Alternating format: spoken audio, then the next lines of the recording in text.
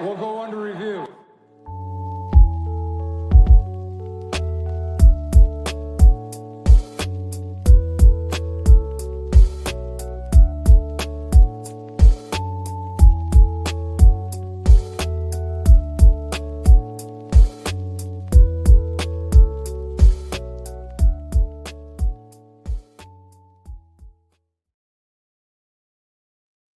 Hello, everybody. Happy Tuesday evening, and thank you so much for being here for this week's episode of Under Review. My name is Joe DeRosa. You can find me on Twitter at show_DeRosa and on Blue Sky Social at joederosa.bsky.social. Tonight's episode is going to be a fun one, folks. The Bills come up with a very, very big win in Detroit by the tune of 48-42 against the Detroit Lions, a team many considered a juggernaut and a team that a lot of people were picking to win this game. But ultimately, the Bills pull it out on the road in what ended up being closer than it, really should have been, but also maybe not as close at the same time. But a win that we're happy that we have against a very good team. And we'll be covering the players that made the biggest impact on the offense, on the defense, in an effort to help get a crucial road win down the stretch for what we could hopefully see as the race to the 1 seed by season's end.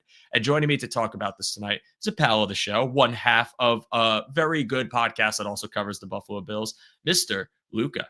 Luca, I am so sorry because I have to say, I never want to say your actual name because I know you go by Luca, and I always introduce everybody by their actual name. So tonight you are Mr. Luca. Mr. Luca, how are you doing tonight, my friend? It's good. Keep it short and sweet. Mr. Luca is absolutely okay. And trust me, everyone butchers my actual name all the time.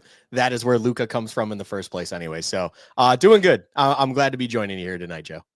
I appreciate you having me. And this is one of the rare times where I'm going to put myself on the right side because I got you on the left. So what we'll do is when we'll talk, I'm going to angle myself this way. I'm just going to look at you like this with adoration. It might be a little too bright on my head, but that's okay. We got the angles. We're making it work. Change is a good thing, man. But Luca, I always appreciate your time. You guys do great work on your channel and your show. And as Aaron Quinn points out, Bearded Joe goes hard. Thank you, Aaron. Thank you. I appreciate you. And before, I think it's JG who usually calls it out. Yes, I do have another guest with a beard on the show. That was not intentional. I just know a lot of people with beards, and maybe I'm one of them now. I don't know. But Luca, a fun game on Sunday. It was really what I kind of expected score-wise, although how they ended up getting to 2 40-point ticks was a little different than that Rams game. The Bills seemingly felt in control this entire time. It was a game where Josh Allen was locked in. The offense couldn't be stopped except for maybe a couple of drives. And for the most part, up until towards the end of the game, for various reasons, the Bills defense actually had the Lions in a pretty bad spot. They were able to control it. So I'm just curious, before we get into more of the players that we liked and before we talk about Josh Allen, because we have to, what'd you think about it? What were your thoughts, offense, defense, overall? Yeah, the game overall, honestly, was that shootout kind of dynamic, like you said. And I think anyone that really expected anything other than that going into the game would be strange. And I would honestly want to know why you thought it wouldn't be a shootout.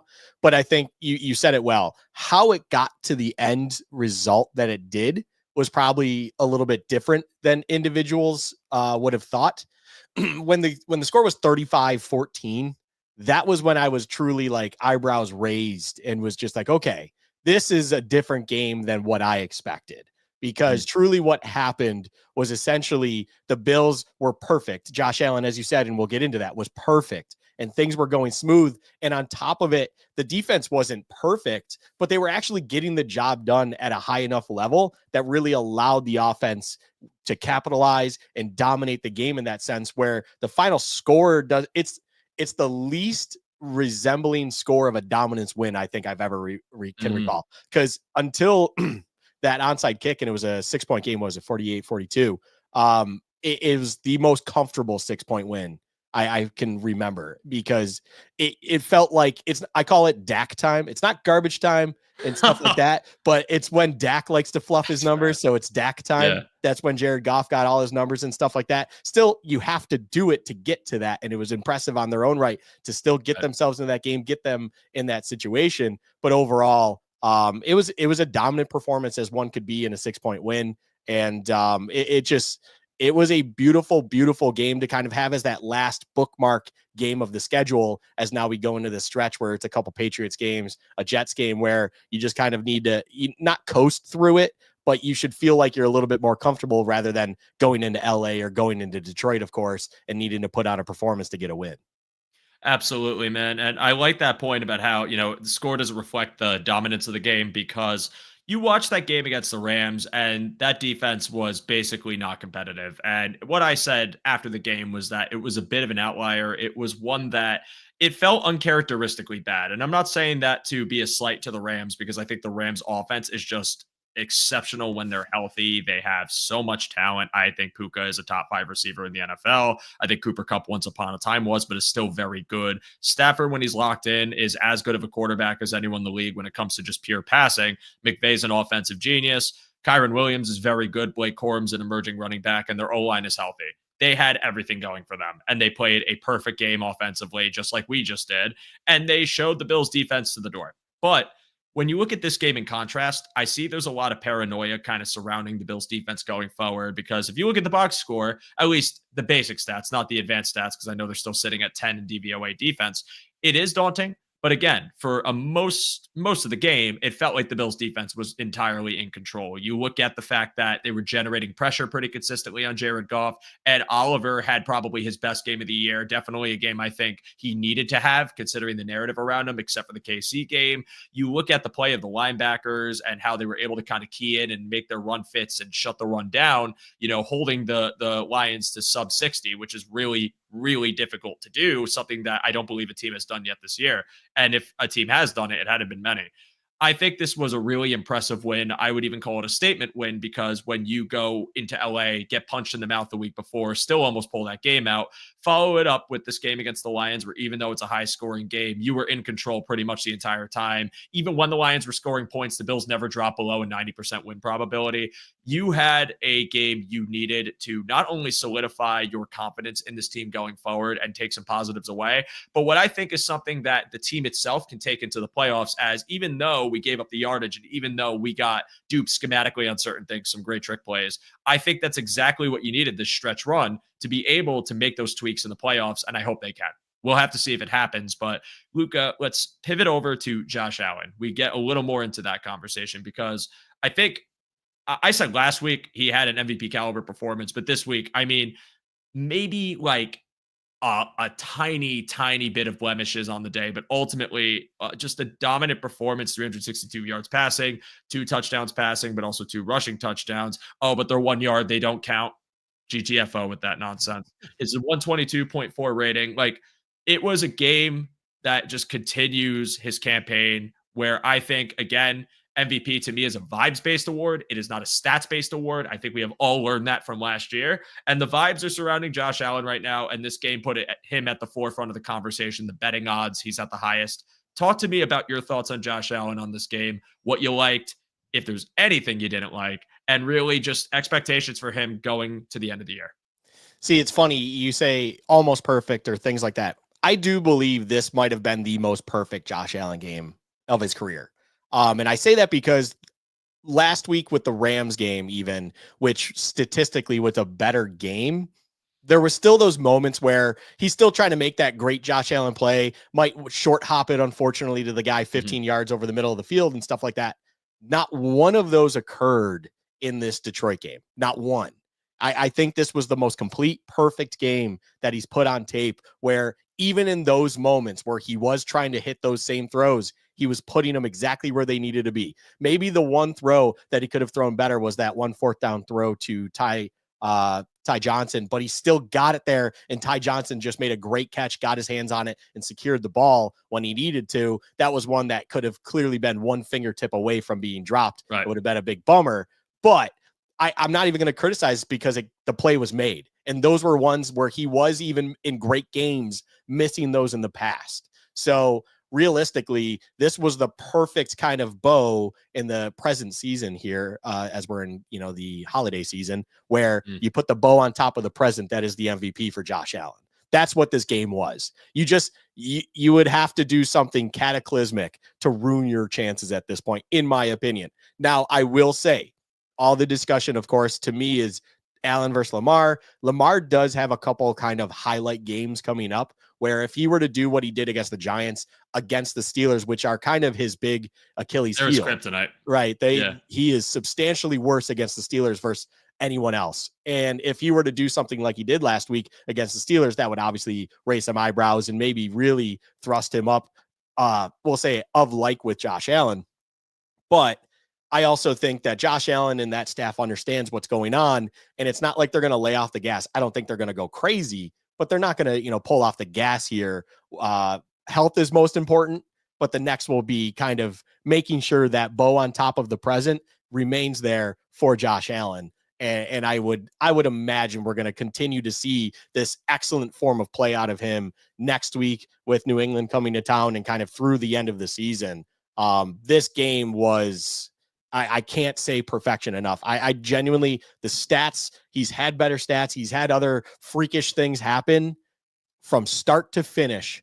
I genuinely cannot remember any game where I thought Josh Allen was more in the zone and just doing everything right than this past game. And it was a true chef's kiss special. I totally agree with that. I only say almost perfect because we have seen a perfect Josh Allen game. So that's my standard for everything. And you pointed it out, like the throw to Ty Johnson was a little off. The throw to Dawson Knox could have very easily been dropped. I'm being hypercritical for the sake of just getting the caveats out of the way before I get into the as some people call it, glazing, as some people call it, complimenting.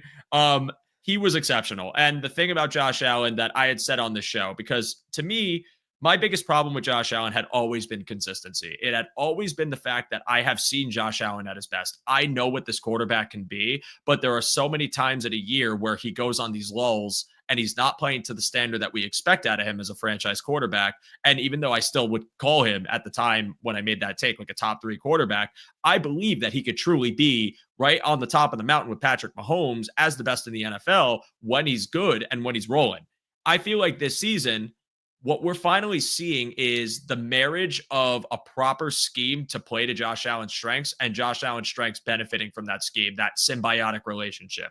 Because now it's not Josh Allen has to carry the load. Josh Allen has to carry the torch. We need him to go down the field early and often, super high ADOT, extremely explosive throwing. Now it's Josh Allen can do all those things if we need him to, if the matchup calls for it, but we don't need to depend on that. We can be efficient. We got a running game. We got a powerful offensive line. We create the lanes for Josh so he can run. We can move the ball efficiently on first down. We have yak guys that if he needs to dump it off for 10 yards and that 10 yards turns to 15, he can do so. All these elements are there to cater to Josh. And what you are getting is the metamorphosis of Josh as a quarterback, where if you had concern over Josh being relied on too much, Josh being Superman, Josh taking unnecessary hits all the time, as opposed to, here and there, I feel like we're finally starting to see the path forward where Josh is becoming a more patient, a more disciplined quarterback, and also one that, because he has to play a little more within the structure of the offense a little more consistently, I find to be more refined. And I think the mechanic approach that he had in the offseason was huge for what they're doing this year. That's something I called out as well. So I'm so pleased because when you get a game like this, where you're on the road, you're against Detroit, many people call this game of the year. Jim Nantz, prior to the game starting, says whoever wins this is America's team. Like, there's pressure. There is pressure on these quarterbacks. There's pressure on this team. Allen doesn't blink. He doesn't blink in the slightest. He has an exceptional game, almost 68% completed of the passes. Like, he's airing the ball all around, but he's also making the right read, the right decision. Very few times when I watched him back did I see him force something he didn't need to force, unless it was like a 4th down. I was just so damn impressed by the guy. 9 different receivers targeted and getting a pass, 9 different receivers catching a pass from him. His leading 3 receivers are a running back, a receiver, and a tight end, which is awesome because if you believe in the everybody eats narrative, that just pushed your agenda heavy because not only 9 different players, but the top 3 are literally 3 different positions, which is freaking awesome. Josh Allen was awesome. There's no other way to put it. I think Jared Goff played a really good game. I know you talk about dacking, which is so funny. That is a hilarious term, and it's true, even though I actually I think Dak to me is a top 10 quarterback when he's on. But like, I think Josh's performance was every time the Bills got the ball back, there was like a breath held in Detroit because he was just making plays. And then if it wasn't him, they had efficiency on the ground with the rushing attack. It was so much fun. And when you get productivity on both ends, that's when you're going to get Josh at his best. a laid back, no need to press Josh Allen. That's what you got. It was an MVP level performance. And I keep saying this to anyone I can. I love Lamar Jackson. Like, I want to stress, Lamar is one of my favorite non-Bills in the NFL. I think for what was said about him, for all the negative that goes around him, even to this day about who he is as a quarterback, he's consistently silenced those doubters, and he is a top player in the NFL. And in my eyes, Lamar is having a better year now than he did last season. I think Lamar as a passer is the best he's been. I think Lamar is as decisive as he's ever been, as efficient as he's ever been. But again, MVP to me is a vibes-based award, and there's just more good vibes around the Buffalo Bills and their record. Like, you have to call it what it is. I don't disagree that Lamar is having an exceptional year. I don't deny the stats he has, although Josh Allen is the top EPA quarterback in the NFL right now. What I do think is writers literally don't care. And you've seen this time and time again. They're just going to give it to whoever has the more signature moment or consistent signature moments, and whoever has the better record most of the time. That's what it is right now. Josh Allen, to me, is the MVP runaway. I think Lamar does have an opportunity to keep it going and to get himself like further in the race and maybe even lap Josh if Josh has a few bad games. But like 3 games left. Also, if they secure the 1 seed, I just can't see how you don't give it to him, even with everything I just mentioned. I know Ravens fans are going to bat for Lamar on Twitter, and I understand it. We did the same thing for Josh Allen. I get it. It almost feels like cosmic justice, though, if you are saying Lamar should have gotten it last year and now he doesn't get it this year, even though Josh doesn't have like the comparable stat, box score, whatever. I think Josh Allen cemented his MVP case with this game, but we'll have to see how the season plays out. But Luca, any final thoughts on him before we get to specific impact players? No, I mean, honestly, on the MVP topic, the last thing you said was pretty spot on. This could be the first year, unless the Bills get the 1 seed, this could be the first year since AP won the MVP award that it isn't awarded to the quarterback of someone that got a bye week. And that even goes into when the playoff shifted to 7 teams and everything like that. I believe Florio had said that on Pro Football Talk at some point that I heard that. And I thought it was an interesting stat. So realistically, for Lamar to get it over Allen, it would have to be truly something special down the stretch here, as you said, to retain the vibes from Josh Allen and make that happen. He, of course, has to win his division. That would have to happen. And then on top of it, that would probably have to see them also be above the Bills in the standings in order to achieve that. And that's where I just don't see how you can get across that line. And I just also can't see the fall off from Josh Allen, where, as you keep saying it perfectly, the vibes of Josh Allen are going to be reduced. And essentially it's like, yes, this does appear to be Josh Allen's award to be won. And let's call it for what it is. The Chiefs have to win 2 more games to essentially retain the 1 seed or earn the 1 seed. And the likelihood is there. Of course, Mahomes' injury status could change that. But overall, this will be the first season since Adrian Peterson won it that it wouldn't go to a quarterback of a bye week team. And it feels deserved because Mahomes is not an MVP this season. And then on the NFC side, you'd be looking at either Jared Goff or Jalen Hurts. And of course, as great as Goff has been, it's not exactly quite MVP, even if those Lions fans wanted to chant it at one point during the game before ultimately they did see what appears to be an MVP on the other sideline, just show them the work as he put it in. Yeah, I think Jared Goff is having an awesome year, but I just didn't think he'd be in the MVP conversation because I think when you look at all that encompasses that team, I felt like he was never the forefront when you talk about the best player on the team. That's just the kind of how I look at it. And again, like, people could clip this conversation about these guys don't know what they're talking about. But again, like, I wouldn't be talking about vibes-based narrative if that wasn't what I was expecting from an MVP award. Like, usually it goes down to, if you have similar stats, it's usually just looking at the record and which team fared better, or there's a clear-cut runaway because someone's having like a bland year. Right now, there's 2 clear-cut runaways in my eyes, and the difference is in the record and more of this conversation just surrounding Josh Allen by more people. That's just how I view it. Again, is it the most fair way? No. I think Lamar has every right to win it. Even if Lamar won it, I'd kind of get it. It's just more so, I think, based on the national conversation and also stupid semantic things like Lamar has 2 and Josh has none and they're neck and neck. So they'll just give the edge to Josh because he doesn't have one yet. And more MVP quarterbacks competing against each other is better for league sales. Like, you got to look at it through that lens because 1, that's literally what it is. And 2, it makes you less mad if your quarterback just doesn't win it. Like, it just makes you a little less pissed off. So listen, If Lamar wins it, he earned it. So be it. I can't hate on it, but I really do think it's Josh's right now. And we'll pivot this over to impact players on offense. Before we do, Luca, I just want to give a quick plug to the Cover One Insiders and our One Pass, which you can sign up for in the description of this video. You can find the link for just $60 a year. You can become a One Pass member, and I cannot stress this enough, friends. That One Pass is the lifeblood of our network, as it allows us to have access to all of the resources that we are using in our live shows, our pre-made videos, and our written articles by our excellent staff of extremely insightful gentlemen. If you are interested, check out the description. You will have a chance to also join our premium Discord channel. You'll get access to some awesome things like our many channels, many conversations, our giveaways. We're currently giving away a Josh Allen jersey, and we'll reveal that one in the beginning of January. We also have partnered with 26 Shirts, and you have a chance to get the amazing collaborative shirt that we partnered with them to create. It is an awesome time to be an insider, an awesome opportunity. I hope you can all check it out and sign up if you haven't yet. We appreciate you. If you're enjoying the conversation, like on the video. If you're a Ravens fan and did not enjoy that Lamar Jackson conversation, I apologize. Feel free to, chirp. It's all good. And for anyone who is here in the chat, we appreciate you. If you're listening to us on our audio platforms, 5 stars is always appreciated. Thank you all for being here. Luca, offense. Outside of Josh Allen, there were also a plethora of players that I feel had a huge impact. There's one low-hanging fruit here who I think deserves a lot of credit, but him and other players, I'm curious what you think or who you thought were the biggest impact players in this game. I mean, so it's interesting because I don't think there was like truly just one ultimate standout. It's just the backfield as a whole. And the two individuals are James Cook and Ty Johnson, because one, of course, James Cook leading rusher, Ty Johnson leading receiver.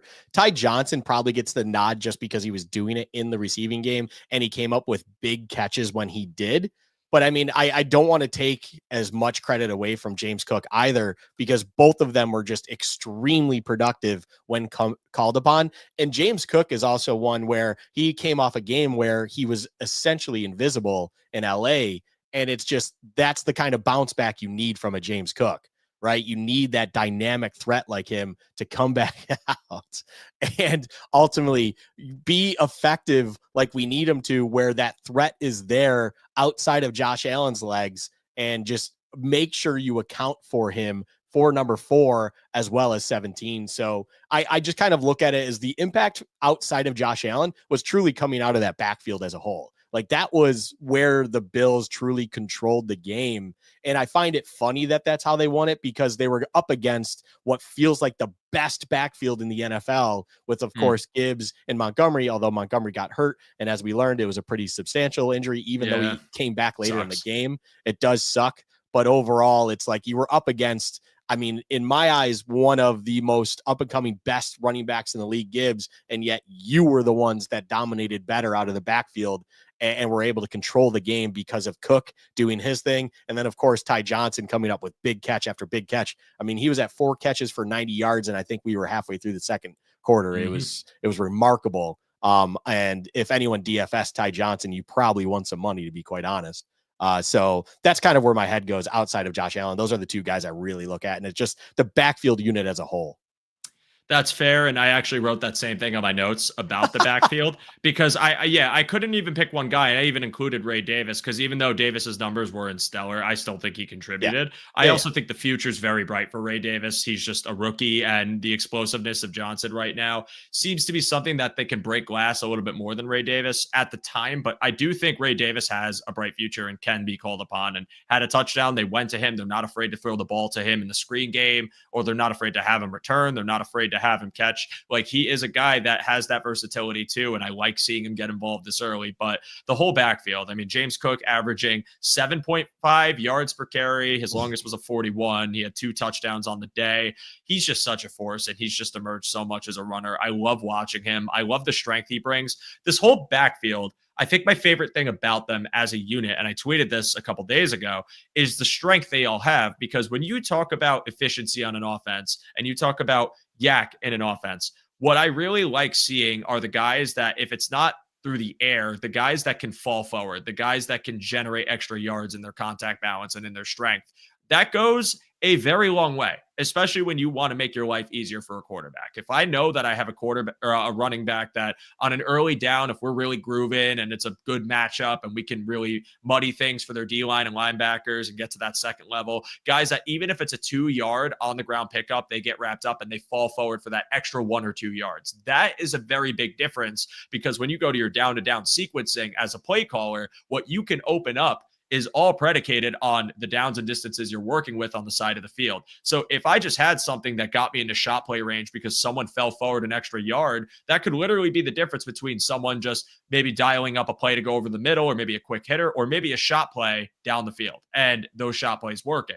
So when you have guys like this and the efficiency that they can provide and what they can do for Allen and how comfortable he can feel when they're jazzed and they're clicking, that to me is everything. And you saw that on full display. James Cook was so effective on the ground. Ray Davis, he got his opportunities. It wasn't that pretty, but it also wasn't awful. There was some good reps in there. Ty Johnson really used more as a receiver, but a couple of nice runs from him. And then going into the receiving component, Ty Johnson matched up with the linebacker who just can't hang, because Johnson is a deceptively good receiver as a running back. And it's not even just for the fact of his speed. I think he's actually really good at working leverage and also using his hands and ball tracking. Like, he's a good receiving running back. And I've said, I think Ty Johnson could actually be a team, like a really bad team's RB1. I'm talking like Vegas, although they kind of got something there with McCormick, I would say. But like, for a team that would need like the juice back that could really benefit them and provide a spark, even though this isn't his main role, I like Ty Johnson that much that I could see him doing that. Will he? I hope not, because I want him to be a Bill for the next couple of years, but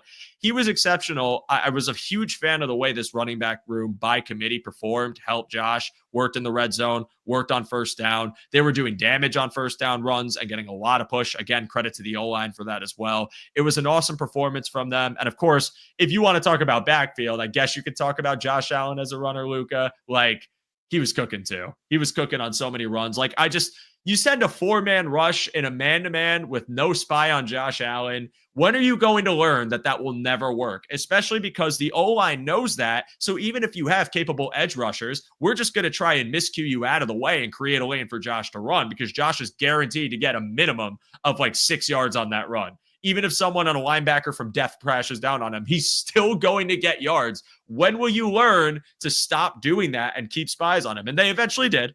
But it's so fun to watch Josh Allen run, especially when the running back room is juiced up too, Luca, because like the way that threatens defenses too. Like, I'm watching Josh Allen on like these counter runs, or like you have the threat of Allen pulling, but then it's Cook who keeps it, and that hesitation creates a giant hole for James Cook, and vice versa. They did it twice in the red zone. It's awesome. I love the way that this team runs the ball. I think it's the best rushing attack they've had in Josh's tenure. And look what it's doing for him, man. They deserve credit. And Luca, I'll pitch it back over to you. Do you have anyone else from this offense that was an impact player that you want to shout out? It's so hard to single out. I'll be honest. You know, it's one of those things where you said it earlier on, where the top 3 receivers are 3 different position groups. That is a clear indication where it's essentially showing that this is a collective offense that is ticking on all cylinders. Everything is working well. That, yes, we talk about the backfield, and like you even mentioned, where the production from Cook, Ray Davis, as well as you mentioned, Ty Johnson, everyone, when we are even in the run game, and we see it from all teams, where off a handoff, you'll see a quarterback accentuate a run to simulate a play action and or an option read or whatever it is.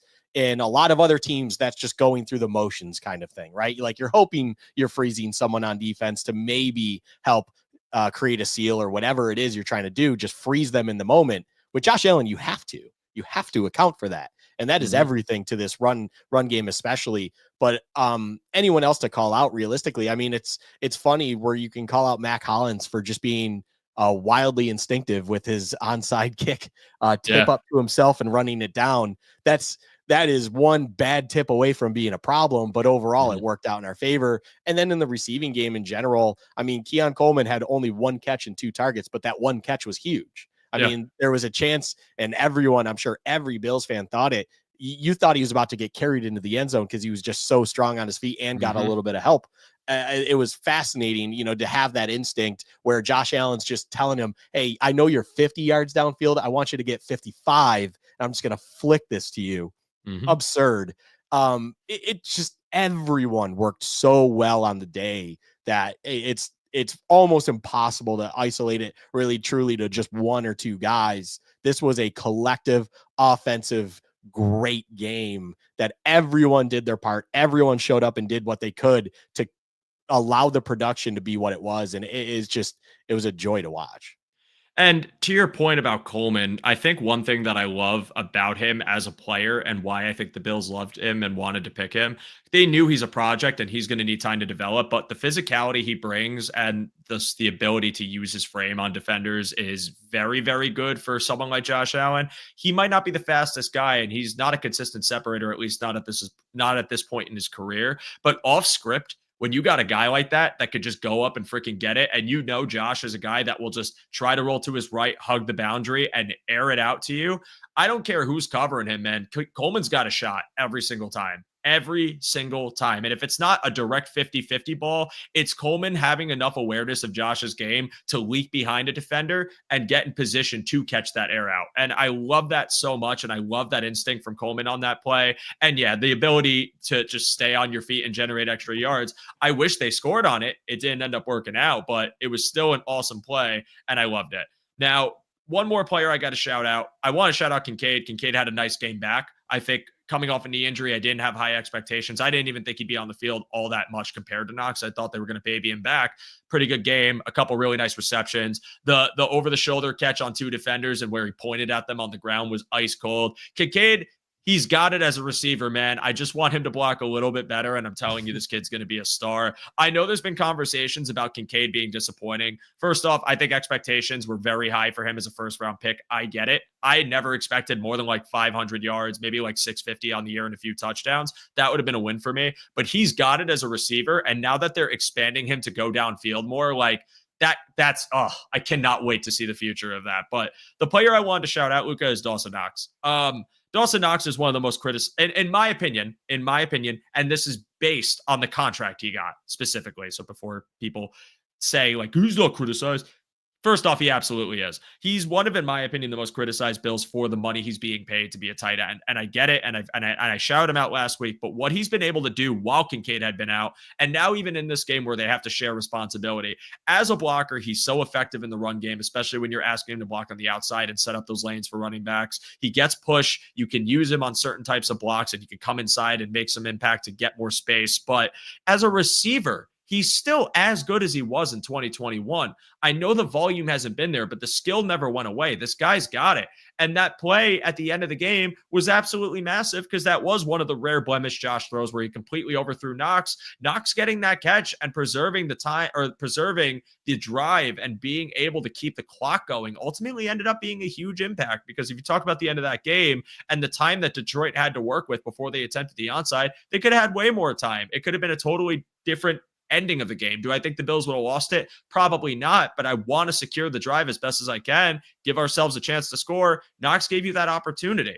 He's been, a consummate pro since he's been on the Bills. I still think the ability is there for him. I think he showed it in this game. He still walked away with about 42 yards, and he's a very fun part of what this offense can be when you talk about the multiplicity, the ability to run, the ability to use two tight end sets and go downfield with them if you need to. Where now, if you need an outlet, Knox can be that, and you can allow Kincaid to get that go downfield.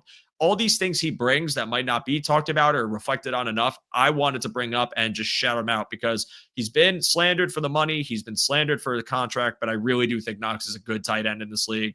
Probably one of the best tight end twos in this league, and someone that I really appreciate being on this team. Luca, let's pivot to defense. And I'm going to ask you the same question. I saw someone bring up Benford. I will be bringing up Benford if you don't already, but who were your impact players on defense in this game? I could bring up Benford every week, win or loss. Benford, it's well documented on our own platform, Joe. Benford is a true crush of mine from the first preseason game that I set eyes on him. And I was like, who the hell is this guy? I don't know if that's where I'm going to go, though, only because I'm actually going to go with another guy. And I'm sure it's not going to be a surprise to anyone, but I will just say this. I've been heavily critical of this individual this season. I've been critical of this guy a lot to a point where it almost feels like I need to lay off a little bit at times. But Ed Oliver stepped up in a huge way this game that I call him Mr. Thanksgiving, because it feels like only his big games come on Thanksgiving. And we've gone over that too. And I am just not his biggest fan, we'll call it.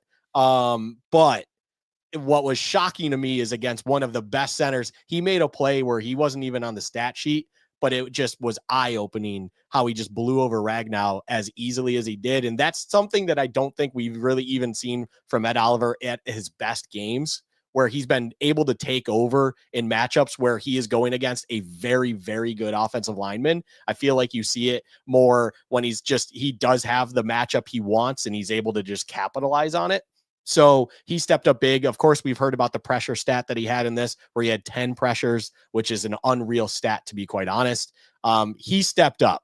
It comes in a week, again, similar to James Cook, where it's like last week, the defensive line as a whole, and Ed Oliver was a big part of this, just didn't show up, to be quite frank. And they weren't able to do the job they needed to do, and they were bossed around.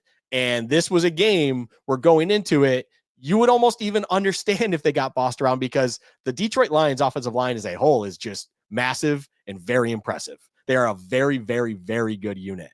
And Ed Oliver did not let that happen. The rest of the defensive line showed up, and they almost showed as if they wanted to make sure everyone else saw that they don't care how good this offensive line is. They don't care how Penei Sewell is and Frank Ragnow is. It's like, no, we're here to play, and we're as good as we need to be as well. And Ed Oliver was kind of the lead man in this situation, where, he had the sack, he had a forced fumble, a few tackles. Like, he was just extremely impressive a week after being, I want to say I gave him my least favorite player award of the week at the Rams. I can't remember. We call it game check award. However you want to do that, where it's just basically give me your game check because you could have not shown up.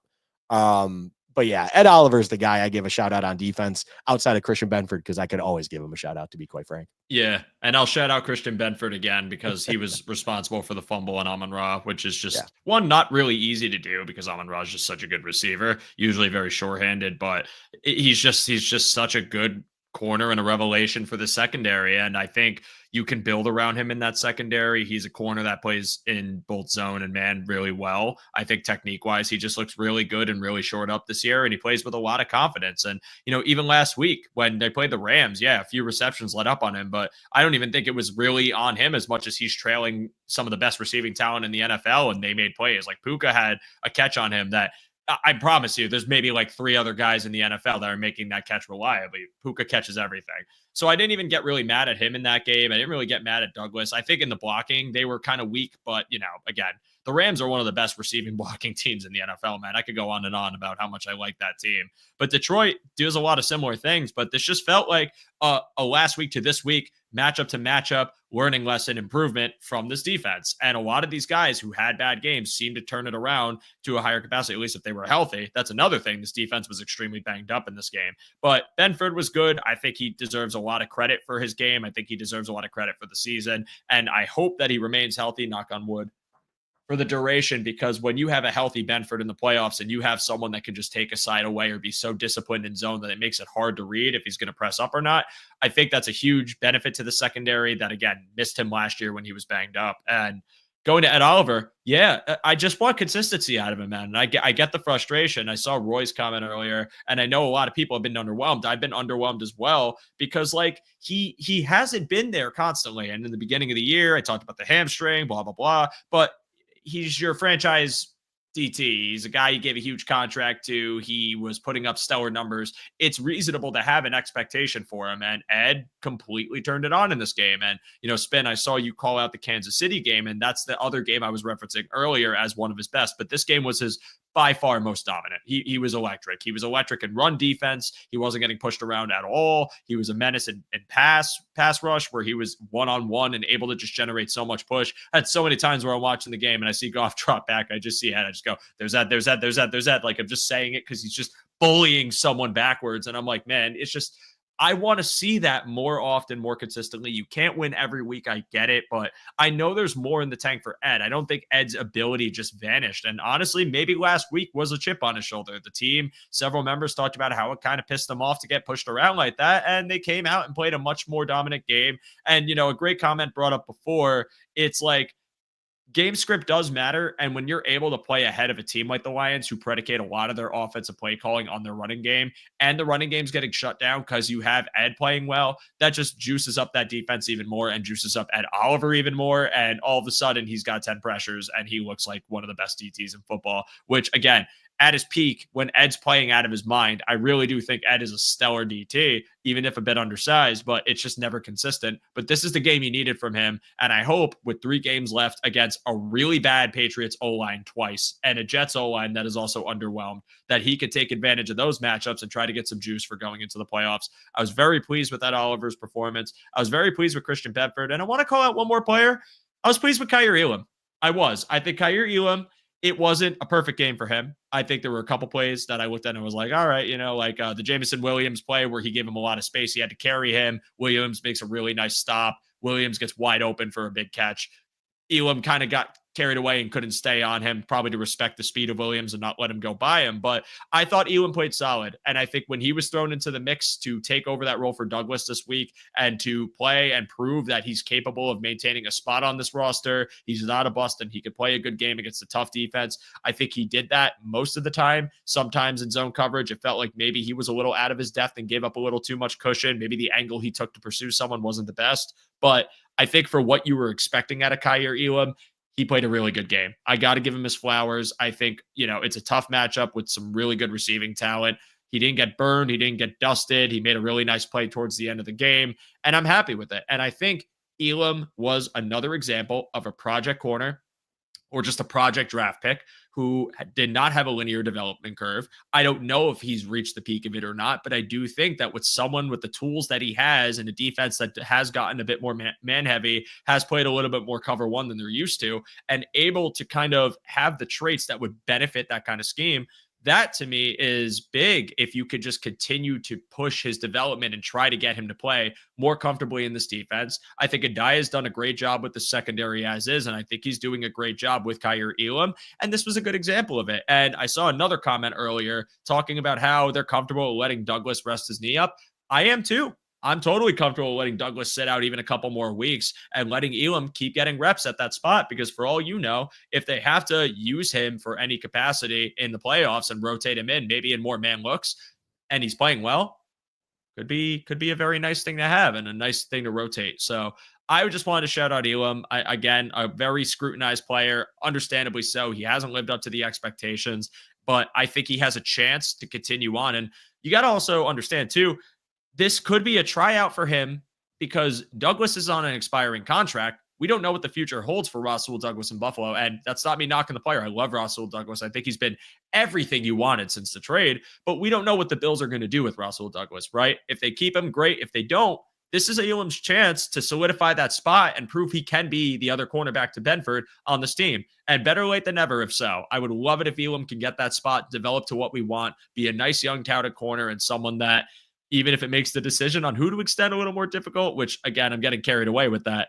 I think it is still a player that his development is paramount to the future success of the secondary. And Luca, I'll turn it back to you. Any other thoughts on this defense? No, I think the Elam conversation is a good one from this game, because the one thing I will say is I didn't think Elam necessarily warranted a shout out, but I don't think he warranted any criticism. And realistically, to me, the biggest criticism I have of Elam is the classic thing where he's grabby, he gets a lot of calls against him, he panics a little bit early in routes, things like that, where we didn't hear his name called once due to a penalty. We didn't see any issue where, essentially it was like Kaiir Elam looked uncomfortable out there. He looked like he doesn't get regular game time, but that's not his fault, right? You have Rasul Douglas, you have Christian Benford, and Elam's not active on game days because he's kind of a singular entity. He's an outside corner. He's a boundary corner. That's what he does. And active on game day, you have to kind of, if you're not that true starting boundary corner, you need to be kind of versatile if you're a McDermott defensive back, and he is not that. So I have no problem with everything that came of his game. And I love your point, essentially, kind of where the best problem to have is where you actually have to have that debate of, do we, retain Rasul Douglas further after his expiring contract, or do we just kind of roll with Kyer Elam? And this is one where I know we saw it somewhere in the chat, or at least I saw it, where Spin, I believe, said that, Elam or Douglas was, yeah, here it is. Douglas was injured last year in the playoffs. I think Elam can at least buy you time where you can ensure that Douglas is good to go come playoff time. Yep. And it's not like you're going up against world beaters here. You're going to be going against the like of Drake May twice and then Aaron Rodgers in a kind of reeling Jets team that's just kind of going out there to get their bonuses and have their fun as they see out the season. So I just keep rolling with what you got. Make sure health is a priority here. And ultimately, if you look at it and kind of give it that kind of tryout situation, as you put it, I think that's a perfect mindset to have with Kyer Elam. Give him the opportunity, see what you got. We heard all out of camp how this was the best Kyer Elam we've seen to date. It's like, okay, well, now you have an opportunity due to an injury to see if that truly is the case with regular game time. Is this a better version of Kyer Elam as we've seen in the past? This is that opportunity. And if he were to take it and actually excel and do well, I think that just gives you a lot of confidence going into the offseason, regardless how this season plays out, where you can kind of really, truly have that great issue, if we want to call it an issue, of debating between bring Douglas back or just kind of roll through it from here on out, let Douglas go, and you have Kyer Elam to go opposite of Christian Benford, and away you go. Definitely makes the decision a little more difficult if you had to take one or the other. But at least for next year, I would absolutely love to have, if he shows out in these final few games, I think Elam could get the chance to take that spot over and run that duo. And I actually like this. Well, I wanted to bring it up because Elam was the wrong guy for the Bills defense. Surprising, because B normally finds great scheme fit player. I honestly think it's an example of them just trying to get a project and mold them into what they wanted, and it not working the way everyone thought it would. When you draft any sort of developmental project player, it takes time, but it also is a huge calculated risk. Like, you take this guy knowing damn well that this conversion to maybe more of what we want in our scheme with the traits that you had at Florida might not pan out accordingly. And, with zone, you have to be super disciplined. You got to understand your depth. You got to know where you got to sit. You got to recognize and react to certain concepts and be able to be in the right position. And that takes a lot of mental acuity. And for a guy like Elam, I'm not saying he doesn't have it or that he didn't play zone at all, but rather, his forte was being like the press man style of corner, where he's very athletic and he's going to use his hands and he's going to be, kind of a fighter and try to make plays on the ball. And, it's a very big change when you're primarily playing more of a discipline heavy defense, and something that I think had a lot of growing pains, and those are still happening. But for me, it was always like, well, if he's a project guy, then I don't think the curve's going to be as simple as we drafted a zone corner and the zone corner is just going to immediately fit because he played something really similar in college. So I think with Kyer Elam, it's like, we're just waiting to see if they can get to that endpoint with him. And a game like Sunday makes me a little more encouraged. I want to see more, obviously, as the time goes on. But I believe in Elam's ability. I believe in those traits. And I'm really hoping for the best for him, because I think the kid, he's so young. Like, he's so young. And it's just like, I don't like writing people off this young in their career. Sometimes it's the NFL. Maybe you just don't got it. There's something in Elam where I'm like, I still believe that if we do pivot to a more physical style, I think he can do it. I really think this kid can be a good pro, and it could be with the Buffalo Bills. So yeah, man, I don't really have anyone else to call out besides Greg Rousseau, who I could call out every week to some capacity. I think Rousseau was just, again, had a sack of the game, or at least a shared sack, I believe. He's effective, and when he's getting his opportunity in pass rush, he's pushing the pocket, and he's been a lot of fun to watch this year. Another question mark for the year going into it, because I wanted to see if he could stay healthy, knock on wood, and if he would take that growth as a pass rusher. And right now he's top 25 in pass rush productivity, along with Von Miller, who some people still think is dead in the water. He's not. He also had a very nice game. Rousseau is emerging into an edge rusher that I think the Bills just can't afford to lose. I think even if you're not a huge fan of how consistent he is as a pass rusher, you can be a fan of all the other things he does, all the other ways he can get off blocks, being a good edge setting run defender. He has so many positive traits, but the pass rush is an even bigger positive that I still don't think is fully developed. He's also still a really young guy. I think Greg Rousseau's best years are still ahead of him. So I want to lock him down, and I want to give him kudos for Sunday. But Luca, I'll turn it back to you for any final defensive players before we give our final thoughts for the evening. No, I mean, I think we did a good job covering it. Realistically, I think Cole Bishop didn't have a strong game, but again, it's, you're asking a rookie to come in there and just fill the role that he needs to with not a lot of experience and stuff. And it's not like I think he was a massive issue either where there was too much cause for concern. It was kind of a Band-Aid like defense put together. The only individual that was just honestly couldn't wait to get it off the field was Balen Spector in his limited time out there. He struggled massively when he had to come out in relief at one point in time. But outside of that, I think for what the defense is at health wise and where they were, especially coming off that Rams game, I thought overall as a unit, they handled their own. And I just like the idea of what they did and how they decided to come out and start the game. I think that's the key with this defense. They came out after experiencing what they did with the Rams and said, screw it. We're going to load boxes. We're going to send pressure, things like that. They forced a couple 3-and-outs, or I think it was a 3-and-out and a 5-and-out, if you want to call it, if that's even a thing. But overall, they forced it where they didn't get points. You got your 2-score lead, and it allowed for everyone to breathe easy and kind of to make sure that they could kind of control the game as best as they could, even with the defense in its current state, not really being able to get too many stops. You almost essentially created stops by just forcing pressure, forcing the issue, and showing things to the Lions that I imagine they had no idea were coming. And that was an awesome thing to see early in the game that kind of allowed them to establish their dominance on the game.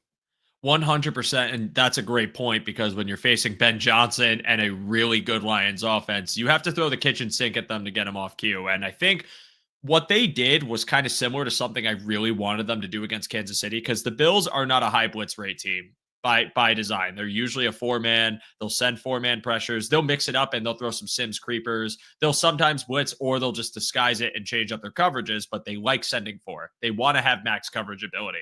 When you play a team like the Lions who's fully expecting that and maybe those parts of the field to be open, all of a sudden, now when you're sending like 5 or 6 guys at a pressure and you're mixing up who's rushing, and I think Milano being back does kind of help with this.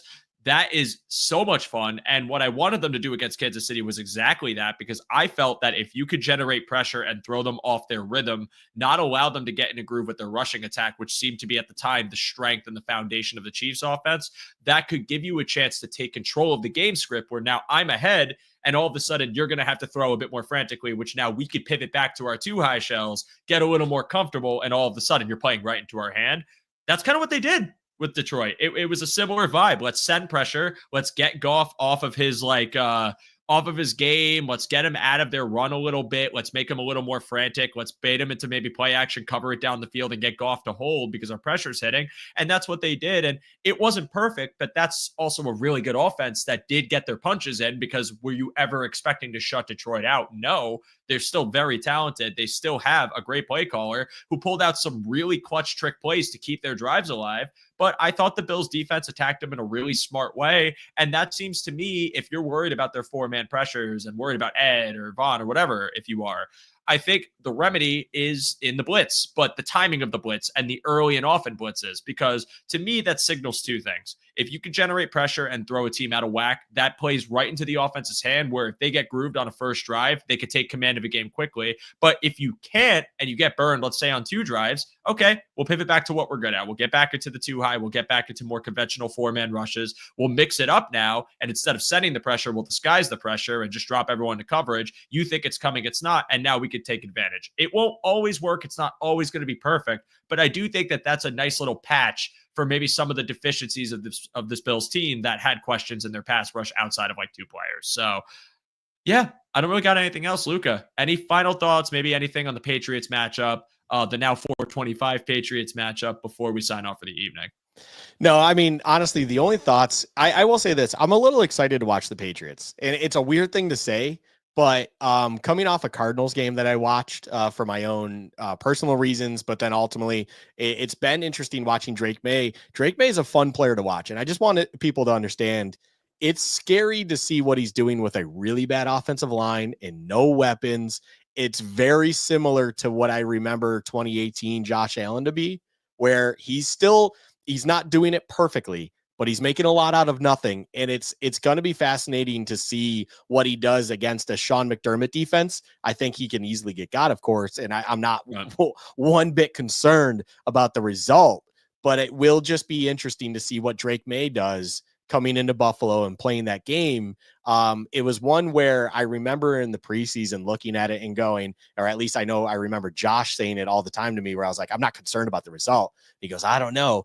It's you would have preferred to play Drake May early in the season rather than late in the season, kind of deal, because at least he wouldn't have experience or comfortable, a level of comfort going into it, where now it does feel like he's comfortable. And it's interesting. I will just say this.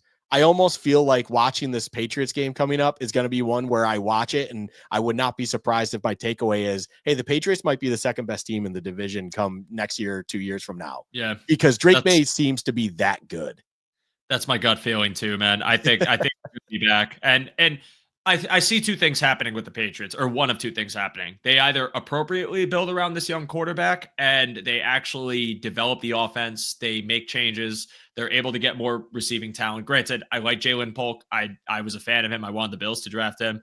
Javon Baker's there. They don't use him basically at all. I think some refinement to their receiving core, maybe one more player, and all of a sudden they got a offense that has a lot of talent in it. Do I think they'll get to immediate second best in the division? I think maybe 2 years from now. I don't know about next year. It really depends on the offseason. But I could see a world where they do become that second best team. Or I see a world where we get a second Justin Herbert, in the sense that maybe what's around him just continues to collapse. And even though we know how talented this kid is, if the coaching isn't sharp, and I have a bunch of friends from college who are huge Patriot fans who are not a fan of Mayo right now and not a fan of his coaching and not a fan of what they're building for Drake, and they want to see what happens. But like, if you don't get this kid an offensive line and you're forcing him to play like off script all the time because pass rushers are just feasting on them and he can't see the field appropriately, that much I think could be something where I still think he'll be an immensely talented quarterback and a good quarterback in the NFL, but maybe it doesn't allow the team to be the second best in the division right away, just because there's a lot of work to be done and maybe they're not handling that situation correctly. But I almost tweeted it today. I'm a huge fan of Drake May. I really like him. He not only seems like a good guy, but he's an immensely talented player and he can throw to all levels of the field. He's got that athleticism to go off script. He's got that athleticism to throw on the run, to run and scramble. Design quarterback runs are in his future. He could take the hit. Like, Drake May is a really talented prospect that I did not want the Patriots to get, but they have him. I am excited to see him against Josh Allen. I'm excited to see what that matchup looks like. I think what we're about to see is, in my opinion, something that could emerge into a very fun divisional quarterback duel where we're going to see someone that is just entering the league be someone that finally is like that quarterback that consistently goes toe to toe with Josh if he develops correctly. And it'd be fun. I don't want the Pats to be good. No one does, but this is who they have. We can't deny it. They're not getting rid of him anytime soon. So I can always appreciate good football, good quarterback talent. I think Drake May is that and going to emerge into someone very good in this league. But for me, it's Josh, go out there and put up another MVP performance. Show this young kid how it's done. Show the league how it's done and try to solidify your MVP odds. This Patriots team, I mistakenly called, and I got appropriately flamed for it, a fundamental powerhouse, because I was a fan of the fact that the Patriots are, yeah, you can laugh. It's okay.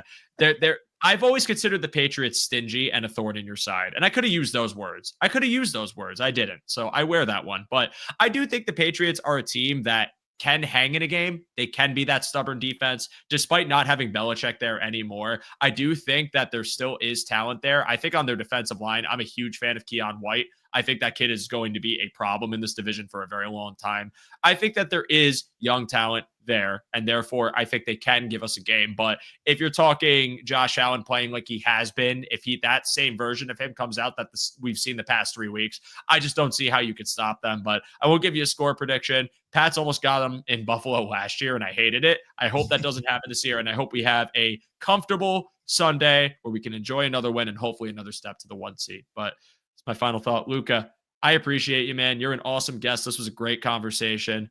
Tell the people where they could find you and what you got going on. As you can see on the footer here, you can find me and my co-host Josh at Bills Chat Pod on Twitter. My personal Twitter's there. If you want to get any Sabres or Liverpool information, I don't think this is the market for that, but that's what you'll see me, or Arizona State stuff. Go, Forks Up, big time for college football playoff. But overall, yeah, you can find us at YouTube, everything like that. You know, we do our podcast. It comes out every Monday morning. We record on Sunday nights. Those can be some late nights, I can tell you, as I do editing. But overall, that's where you can find us. We like to talk stuff. We might be a little bit more looser and stuff, but overall, it's a lot of fun. Joe, I always appreciate the invite. I was very happy to see this one as we approach the holiday season here. I'm glad I had a time to sit down and kind of talk some Bills football with you again. Yeah, I appreciate you, man. Your insight's awesome, and you guys do a great job. And Josh and Luca have been good friends of the show since I started. One of the first guests I got on here have always been super cool to work with and super cool to talk to. So if you guys haven't checked them out, please do that. They do a great job. They're hardworking guys. And again, just absolute pleasures off the camera too. So Luca, thank you. Josh, I know you're not here now, but you're here with us in spirit, and I thank you as well. Everyone in our chat tonight, I appreciate all of you for joining us so much. We are in the holiday stretch, and I know that times are crazy and times are busy. I will not be live next week because next week is the holidays. I will be traveling back home to go see the family and enjoy Christmas. So I hope each and every one of you, if you are celebrating, have a wonderful holiday. I hope you have a great time with your family. Again, it's a crazy time of year. Check in on your loved ones and make sure everyone's good, because that's what it's all about, is spreading the cheer and the good vibes for all. And the good vibes remain alive here in the Bills community as the Bills again walk away from Detroit with a huge clutch win, a very needed one to keep up in the pace of the 1 seed. I hope they can continue it on again this week against the Patriots. My name is Joe DeRosa. You could find me on Twitter /X at show_DeRosa, Blue Sky Social at Joe.DeRosa. I get it. God damn it. I get it so confused. I'm so done saying it. Just look Joe DeRosa on Blue Sky. There can't be that many of us. Just find me on it. Okay. But again, this was a fun episode, Luca. If you watched us on YouTube, feel free to drop a like. That is always appreciated. Subscribe to the channel if you haven't yet. We are getting close to the 100K mark, and it is awesome to see so many people join our channel and to see the continued growth of it. Check out the One Pass in the description below if you have not already. If you are on our audio platforms, 5 stars, always appreciated. Again, everybody, have a wonderful holiday. Y'all deserve it. I will see you in a few weeks, but for right now, we are out. Go Bills. Have a great night, and we'll see you soon.